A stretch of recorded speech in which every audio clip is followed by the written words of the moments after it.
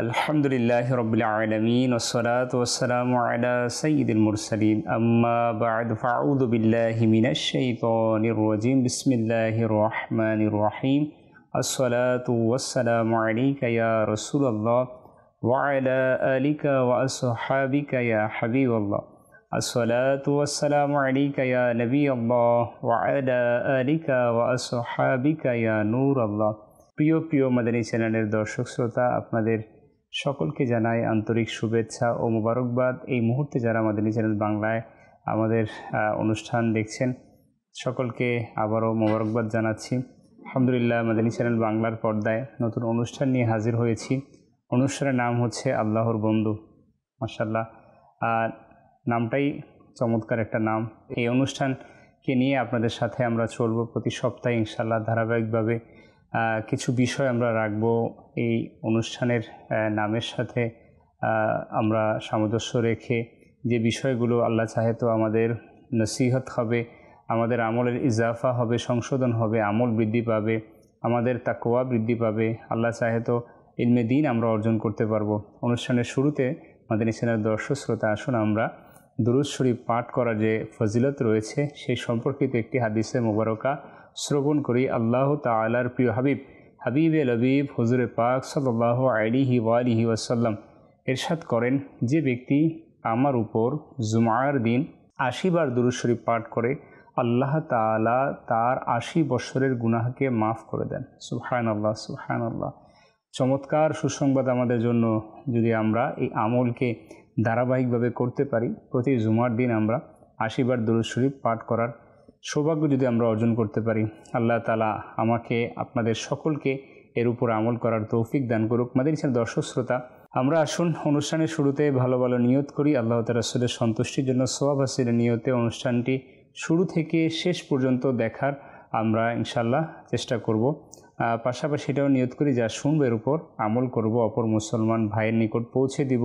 Madani channel দর্শক শ্রোতা, অনুষ্ঠান আল্লাহর বন্ধু।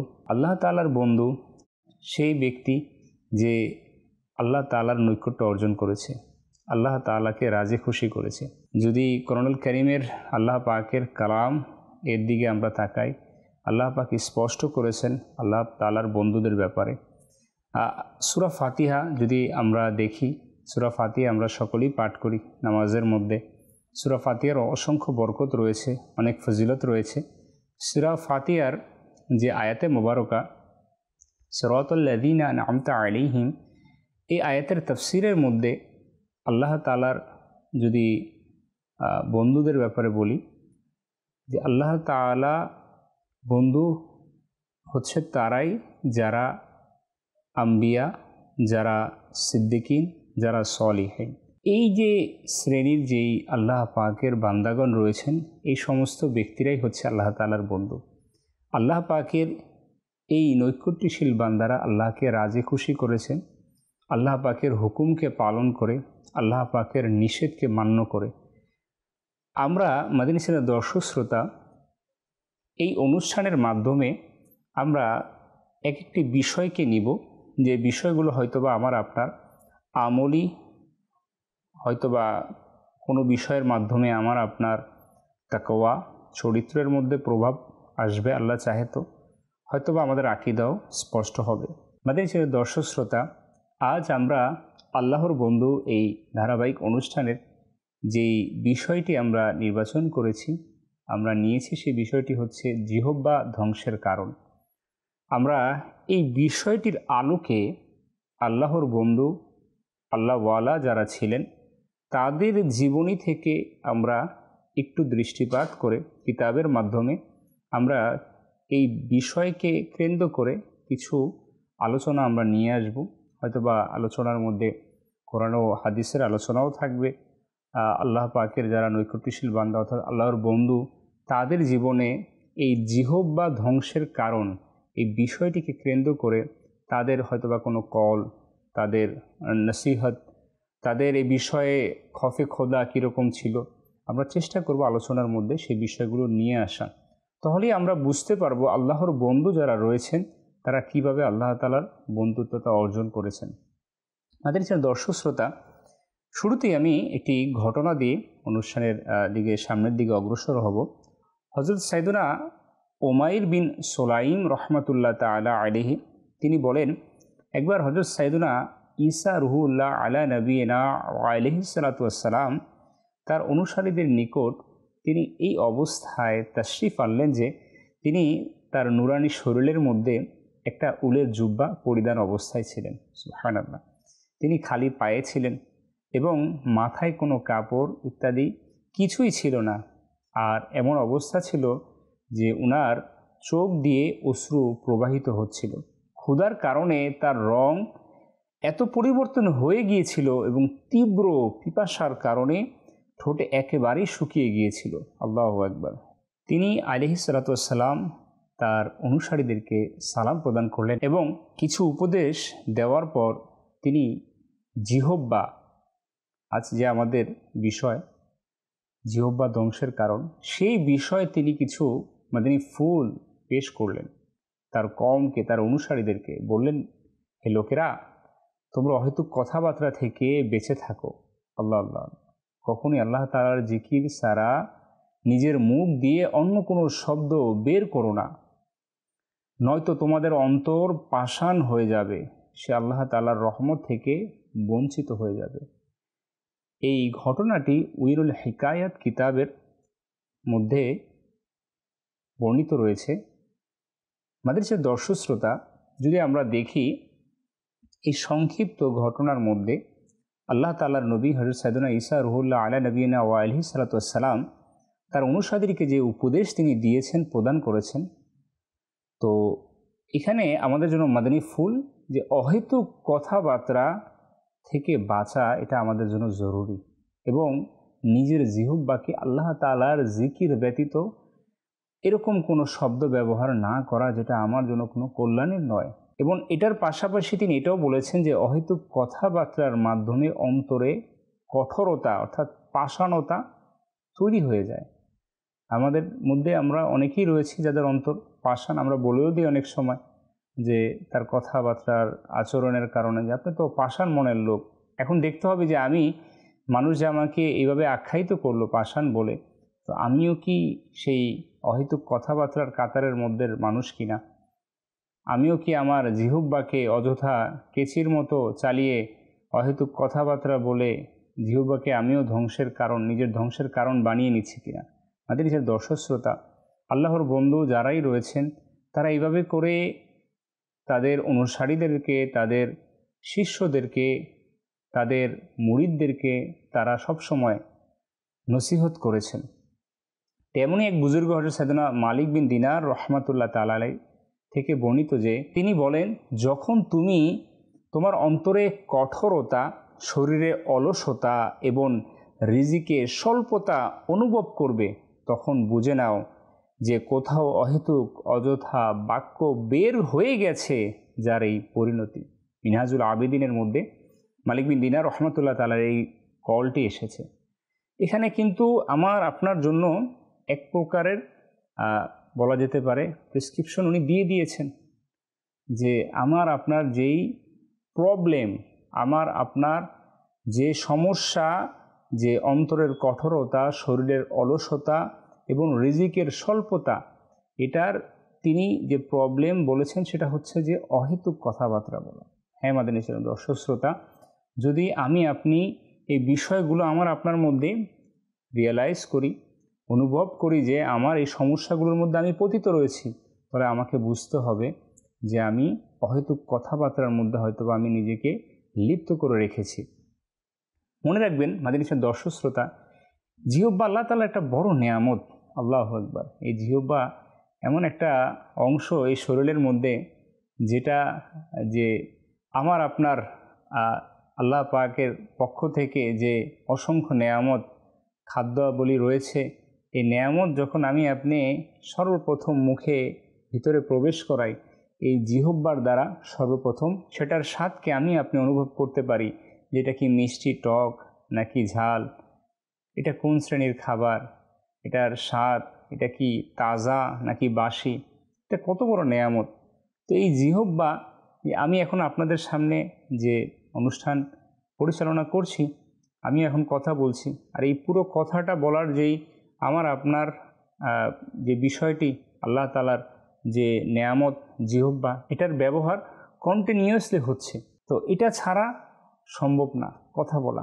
তো এই জিহ্বা যেভাবে আমি আপনি ব্যবহার করব, অর্থাৎ আমি যদি এই জিহ্বাকে জিকির, নবীর উপর দুরুদ, নাদ, বয়ান, নেকির দাওয়াত, অর্থাৎ নেকি অর্জনের জন্য, জান্নাতে যাওয়ার জন্য যে আল্লাহ পাকের হুকুম আহকাম, কোরআনের পাকের তেলাওয়াত, তেমনিভাবে আমার নবীর সানাখানি, যেটা শুরুতেই বললাম, এইভাবে করে কিন্তু আমি আমার জিহ্বার ব্যবহার করতে পারবো।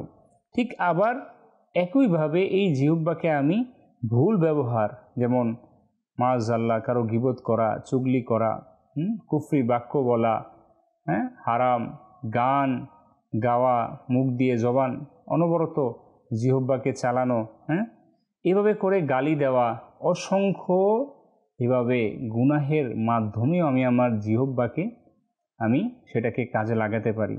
এটা সম্পূর্ণই আমার উপর নির্ভর করবে। আমাদের সে দর্শক শ্রোতা, আফসোসের সাথে বলতে হয়, বর্তমান যুগে জিহ্বার নিরাপত্তা, এটা চিন্তা একেবারেই শেষ হয়ে যাচ্ছে। বাস আমার জিহ্বা, আমি স্বাধীনতা আছে আমার বলার, কে আমাকে আমার জবানে তালা লাগাবে? কারো ক্ষমতা আছে? আমি বলবো, বলতেই থাকবো, যা ইচ্ছা তা বলবো। কার কি ক্ষমতা আছে আমাকে কথা বলা থেকে বাধা দেওয়ার? তো এটা আমি চিন্তা করি না যে এই জিহ্বা, এই মাংসের যে ছোট্ট একটা টুকরা, এটা আমি ব্যবহার করে পরকালের আমি নিরাপত্তা আমি অর্জন করতে পারবো। ঠিক একইভাবে এটার ব্যবহার করে আমি আমার পরকালের শাস্তি আমি নিশ্চিত করতে পারবো। এখন আমার উপরে।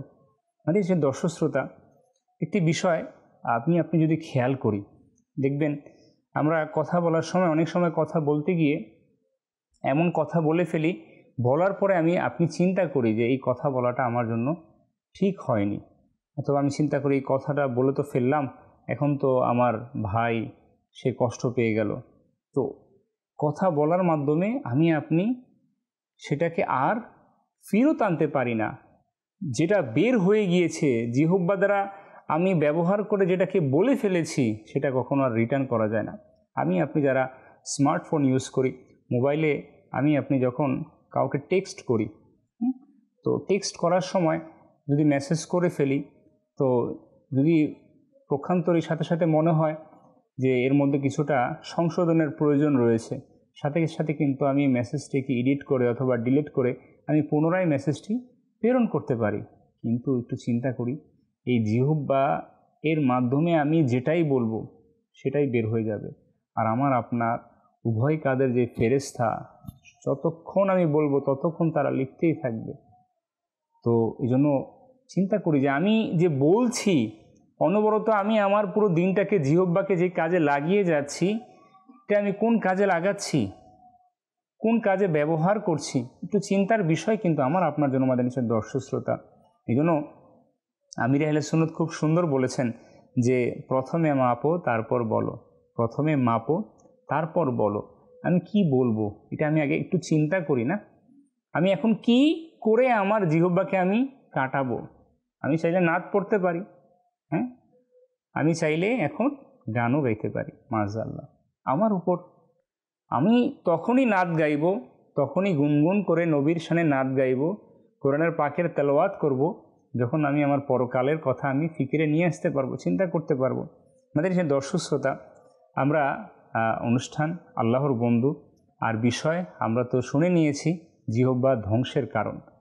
আমরা আল্লাহর বন্ধু যারা রয়েছেন, নৈকট্যশীল বান্দা আল্লাহ পাকের, আউলিয়া কিরাম যারা আল্লাহ পাকের সালেহীন বান্দা, যারা হিদিনাস সিরাতাল মুস্তাকিমের পথে সর্বদা নিজেদেরকে পরিচালিত করেছেন, আমরা তাদের পদাঙ্ক অনুসরণ ব্যতীত আমরা আমাদের জীবনের কখনোই সফলতা আনতে পারবো না। চুল থেকে পুরো যদি পায়ের নখ পর্যন্ত আমি চিন্তা করি, পুরো শরীরের অঙ্গ প্রত্যঙ্গ যে আল্লাহ পাকের নেয়ামত রয়েছে, এবং আমার আপনার জীবন ব্যবস্থা, এই সব কিছু পরিচালনার জন্য আমাদের যাদেরকে অনুসরণ করতে হবে তারাই হচ্ছে আল্লাহর বন্ধু। এই জন্যই আমাদের উদ্দেশ্য যে এই অনুষ্ঠানের মাধ্যমে আপনাদেরকে নেকির দাওয়াত দেওয়া, আপনাদের আমলের ইসলাহ করা, আমাদের দর্শক শ্রোতা, হযরত সাইয়েদুনা আতা বিন আবি রাবাহ রহমতুল্লাহ তাআলা আলাইহি, আল্লাহ পাকের আরেকজন বন্ধু, তো তিনি বলেন, তোমাদের পূর্ববর্তী লোকেরা অহেতুক কথাবার্তা অপছন্দ করতেন এবং তাদের নিকট কোরআন ও সুন্নত ও নেকির দাওয়াত দেওয়া, মন্দ কাজ থেকে বিরত করা এবং দুনিয়াবী জীবনের প্রয়োজন ছাড়া প্রত্যেকটি কথা তাদের অহেতুক ছিল। তো তিনি সাথে সাথে বললেন, তোমরা কি এই বিষয়ে জানো না যে নিশ্চয়ই তোমাদের প্রতি কিছু সম্মানিত লেখক পাহারাদার হিসেবে আছেন, যাদের মধ্যে একজন ডানে এবং একজন বামে, কোনো শব্দ সে মুখ থেকে বের করতে পারে না, যে সর্বদা তার নিকট কোনো না কোনো সংরক্ষণকারী প্রস্তুত হয়ে বসে থাকে। আল্লাহ আল্লাহ আল্লাহ। তোমাদের মধ্যে কি কেউ এই বিষয়ে লজ্জা করো না, যখন তার আমলনামা খোলা হবে, যেমন সেদিনের প্রারম্ভেই পূর্ণ করে দিয়েছিল। এতে অসংখ্য এমন কথা রয়েছে যার সাথে দিন ও দুনিয়ার কোনো সম্পর্ক নেই। ইহইয়াউল উলুমের মধ্যে এই আল্লাহ পাকের বন্ধু ইনার এই কলটি, ইনার এই বক্তব্যটি বর্ণিত রয়েছে। তো আমরা একটু চিন্তা করি, কিরামান কাতিবিন, আমি যাই বলবো সেটা তারা লিখে নেবেন আর কাল কিয়ামতের ময়দানে আমাকে সেটা পাঠ করে শোনাতে হবে।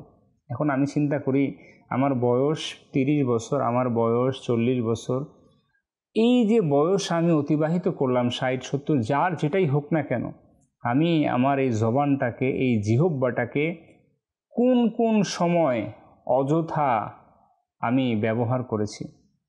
ফাহেসা, অশ্লীল, মন্দ, গালিগালাজ, গীবত, চুগলি, এই সমস্ত কাজের মাধ্যমে আমি আমার জিহ্বাকে শেষ করে দিয়েছি। আমাদের দর্শক শ্রোতা, আমরা যদি চিন্তা করি যে সারা জীবনের যদি এই অহেতুক কথাবার্তার হিসাব যদি কাল কিয়ামতের ময়দানে নেওয়া হয়, তাহলে আমার অবস্থা কী হবে, আমি কোথায় যাব? যদি চিন্তা করি তাহলেই আমার আপনার ঈমান তাজা হবে, তাহলেই আমার আপনার পক্ষে সম্ভব এই জিহ্বাকে ধ্বংসের কারণ থেকে বাঁচানো। আমাদের চ্যানেল দর্শক শ্রোতা, অহেতুক কথাবার্তার কারণে আমরা শুরুতেই শুনেছি যে অন্তর কঠিন হয়ে যায়। আমরা এইভাবে যদি চিন্তা করি না, যে আমি যে কথা বলে যাচ্ছি অহেতুক, আমাকে মানুষ আমার পিছনে বাচাল বলে, হ্যাঁ, তা আমি এটা করে কি আমি আমার অন্তরকে কঠোর করে দিচ্ছি না? আমি এভাবে চিন্তা করি, আমি কি নেকি থেকে বঞ্চিত হচ্ছি না? অহেতুক কথাবার্তা বলার কারণে আমি কি তওবার অথবা তেলাওয়াতের তৌফিক থেকে আমি আল্লাহ পাকের রহমত থেকে বঞ্চিত হচ্ছি না? আমাকে আপনাকে ফিল করতে হবে, অনুশোচনা করতে হবে, তাহলে আমার পক্ষে সম্ভব জিহ্বাকে নেকির কাজের মধ্যে ব্যস্ত করা। আল্লাহ সুবহানাহু ওয়া তাআলা কোরআনুল কারীমের মধ্যে সূরা বনী ইসরাঈলের 13 ও 14 নম্বর আয়াতের মধ্যে ইরশাদ ফরমান, কানজুল ঈমান থেকে অনুবাদ, এবং তার জন্য কিয়ামত দিবসে একটা লিপিবদ্ধ কিতাব বের করব যা তারা উন্মুক্ত পাবে। ইরশাদ হবে, আপন কিতাব পাঠ করো, আজ তুমি নিজেই নিজের হিসাব নিকাশের জন্য যথেষ্ট। আল্লাহু আকবার। প্রিয় ইসলামী ভাইরা, আমাদের সে দর্শক শ্রোতা, একটু ভাবুন তো যে আল্লাহ তাআলা কিয়ামতের দিন পূর্ববর্তী পরবর্তী সকলের উপস্থিতিতে আমার আপনার নিজের আমলনামাকে পাঠ করে শোনানোর জন্য আমাকে আপনাকে হুকুম প্রদান করবে। নবী আম্বিয়া আলাইহিস সালাতু ওয়াস সালাম সেখানে উপস্থিত থাকবেন, সাহাবায়ে কেরাম উপস্থিত থাকবেন, আউলিয়া কেরাম উপস্থিত থাকবেন, আমার মা বাবা উপস্থিত থাকবেন, হ্যাঁ, আমার আত্মীয় স্বজনরা উপস্থিত থাকবেন। এই সমস্ত মানুষগুলোর সামনে আমার আমলনামাকে পাঠ করে শোনাতে হবে। তাহলে আমি কি পাঠ করে শোনাবো? আল্লাহ তাআলা সেখানে কোরআনুল কারীমের মধ্যে, আয়াতে কারিমার মধ্যে স্পষ্ট করে দিয়েছেন যে আপন কিতাব পাঠ করো, আজ তুমি নিজেই নিজের হিসাব নিকাশের জন্য যথেষ্ট। বাস আল্লাহর দরবারে হিসাব নিকাশ হবে, সেদিন কিয়ামতের ময়দানে আল্লাহ পাক ইনসাফ করবে, পাই পাই হিসাব হবে আমার আপনার সেদিন। তো চিন্তা করি যে আমি আপনি যে অহেতুক কথাবার্তা বলে আমার এই জীবনের একটা বড় সময়কে আমি ধ্বংস করে দিচ্ছি, তা আমি কিভাবে আল্লাহ তাআলার দরবারে দণ্ডায়মান হব, কিভাবে হিসাব দিব? অহেতুক কথাবার্তার কারণে আমি একটু চিন্তা করি না কেন কিরামান কাতিবিনকে আমি সর্বদা কষ্ট দিচ্ছি? আল্লাহ পাকের ফেরেশতা আমার পক্ষে সুপারিশ করুক আমাকে, এটা কি আমি চাই না? আমি আপনি একটু চিন্তা করি, কিরামান কাতিবিন যদি সাদৃশ্যভাবে, যদি বাহ্যিকভাবে চিন্তা করি, কেউ দুজন আমার সামনে বসা, কেউ আমার সামনে লিখছে, মানবিকতার খাতিরও যদি আমি চিন্তা করি না, এটা আমি জাস্ট উপমা দিচ্ছি, একটু চিন্তা করি যে অনবরত আমি অহেতুক কথাবার্তা বলে তাদের যে মূল দায়িত্ব, আমি তাদেরকে অযথা কষ্ট দিয়ে যাচ্ছি। তা আমি আপনি কেরামান কাতিবিন, আল্লাহ পাকের যে সম্মানিত দুই ফেরেশতা, তাদেরকে আমি আপনি অহেতুক কষ্ট দিয়ে যাচ্ছি। মানে যে দর্শক শ্রোতা, একটু চিন্তা করি যে আমরা যে অহেতুক কথাবার্তা বলার কারণে যে আমরা মানুষের কাছে মানে চোখের কটু হচ্ছি না, তো আমরা মানুষের চোখের বালি তো হচ্ছি না, মানুষ আমাকে আপনাকে পিছনে তো বাচাল তো বলছে না, এমনটা যাতে না হয় মাদ্রাসার দর্শক শ্রোতা। এটাও আমরা চিন্তা করি যে কাল কিয়ামতের ময়দানে আমাদের জান্নাতে প্রবেশের বাধা হয়ে দাঁড়াবে আমাদের এই অহেতুক কথাবার্তা বলা। অহেতুক কথার নিন্দার কারণে কিয়ামতের দিন বান্দাকে নিন্দা করা হবে, কিয়ামতের ময়দানে তাকে লজ্জিত করা হবে। যদি এই বিষয়গুলো আমি আপনি চিন্তা করি, তাহলে অবশ্যই আমার পক্ষে সম্ভব হবে জিহ্বাকে অহেতুক কথাবার্তা বলা থেকে, অযথা অনর্থক অশ্লীল কথাবার্তা বলা থেকে বাঁচানো। আমাদের যে দর্শক শ্রোতা, হযরত সাইয়েদনা আব্দুল্লাহ ইবনে আব্বাস রাদিয়াল্লাহু তাআলা আনহু থেকে বর্ণিত, হযরত সাইয়েদনা আদম আলাইহিস সালাতু ওয়াস সালামকে যখন দুনিয়াতে প্রেরণ করা হলো, আমার বাবা আদম আলাইহিস সালাম তখন তার অনেক সন্তান ছিল। একদিন তার সন্তান, নাতি নাতনি সবাই তার নিকট বসা ছিল। তো তিনি আলাইহিস সালাতু ওয়াস সালাম তাদের সামনে বসা, সবাই কথাবার্তা বলছে, তো তিনি চুপ ছিলেন। হঠাৎ করে ইনার চুপ অবস্থা দেখা সন্তানেরা আরজ করল, আব্বাজান কি ব্যাপার, আমরা কথাবার্তা বলছি আর আপনি চুপ করে রয়েছেন, এর কারণ কি? হযরত সাইয়েদনা আদম আলা নবিয়িনা ওয়া আলাইহিস সালাতু ওয়াস সালাম বললেন, হে আমার সন্তানেরা, যখন আল্লাহ তাআলা আমাকে তার নৈকট্য অর্থাৎ জান্নাত থেকে দুনিয়ায় প্রেরণ করলেন, তখন আমার কাছ থেকে প্রতিজ্ঞা গ্রহণ করলেন, হে আদম কথাবার্তা কম বলবে, এমনকি এমতো অবস্থায় আমার সান্নিধ্যে ফিরে এসো। সুবহানাল্লাহ। প্রিয় ইসলামী ভাই, আমাদের সাথে দর্শক শ্রোতা, আপনারা শুনলেন তো যে অল্প কথাবার্তা বলা কীরূপ গুরুত্বপূর্ণ। স্বয়ং রব সুবহানাহু তাআলা মালিক আমার আপনার আল্লাহ তাআলা মনোনীত নবী আদম আলাইহিস সালামকে কথা কম বলার জন্য আদেশ করেছেন, এবং আদম আলা নবীনা আলাইহিস সালাতু ওয়াস সালামের মাধ্যমে আমাকে আপনাকে শিক্ষা দিয়েছেন জিহ্বার নিরাপত্তার জন্য, একে অহেতুক কথাবার্তা থেকে বাঁচার জন্য। আমাদের যে দর্শক শ্রোতা, আমাদের আদি পিতা আমাদেরকে শিক্ষা দিয়েছেন সন্তানদের মাধ্যমে, আমরাও তার সন্তান, আমাদের জন্য নসিহত করেছেন যাতে করে আমরা অহেতুক কথাবার্তা থেকে আমরা নিজেদেরকে হেফাজত করি। আমাদের যে দর্শক শ্রোতা, আমাদের সমাজের মধ্যে আমরা এমনও মানুষ দেখতে পাই, মাআযাল্লাহ আফসোস, যে জিহ্বাটাকে অশ্লীল কথাবার্তা দিয়ে সর্বদা কেচির মতো সে কাটতে থাকে। কতটা দুঃখজনক ওই ব্যক্তির জন্য। আল্লাহ তাআলা যেই কথাকে অপছন্দ করেন সেই কথা দ্বারা সে তার জিহ্বাকে ব্যবহার করছে। হযরত সাইয়েদনা উবাদা বিন সামিত রাদিয়াল্লাহু তাআলা আনহু থেকে বর্ণিত যে আল্লাহ তাআলার প্রিয় হাবিব সাল্লাল্লাহু আলাইহি ওয়াসাল্লাম একদিন ঘর থেকে বাইরে তাশরিফ আনলেন এবং বাহনের উপর আরোহণ করলেন। হযরত সাইয়েদনা মুআজ বিন জাবাল রাদিয়াল্লাহু তাআলা আনহু আরজ করলেন, ইয়া রাসূলুল্লাহ সাল্লাল্লাহু আলাইহি ওয়াসাল্লাম, কোন আমলটি সবচেয়ে উত্তম? আল্লাহু আকবার। হুজুর সাল্লাল্লাহু আলাইহি ওয়াসাল্লাম নিজের নুরানি মুবারক মুখের দিকে ইঙ্গিত করে ইরশাদ করেন, নেকির কথা বলা ছাড়া চুপ থাকো। আরজ করলেন, আমরা মুখে যা কিছু বলি সে বিষয়ে কি আল্লাহ তাআলা আমাদের জিজ্ঞাসাবাদ করবেন?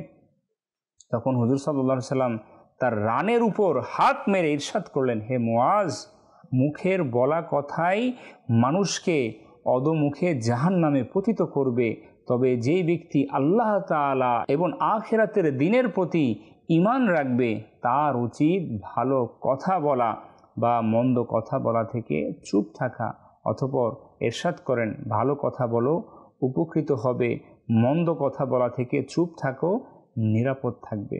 মুস্তাদরিক হাকিম কিতাবুল আদব অধ্যায়ের মধ্যে এই হাদিসে মোবারকাটি বর্ণিত রয়েছে। আমাদের নিচে দর্শক শ্রোতা, একটু চিন্তা করি, আল্লাহ তাআলার হাবিবে নবী হুজুর সাল্লাল্লাহু আলাইহি ওয়াসাল্লাম আমাদেরকে কীরূপভাবে সতর্ক করেছেন এবং আমাদেরকে তিনি হুকুম দিয়েছেন যাতে করে আমরা এই কাজ থেকে অর্থাৎ অহেতুক কথাবার্তা থেকে আমরা আমাদের জিহ্বাকে হেফাজত করি।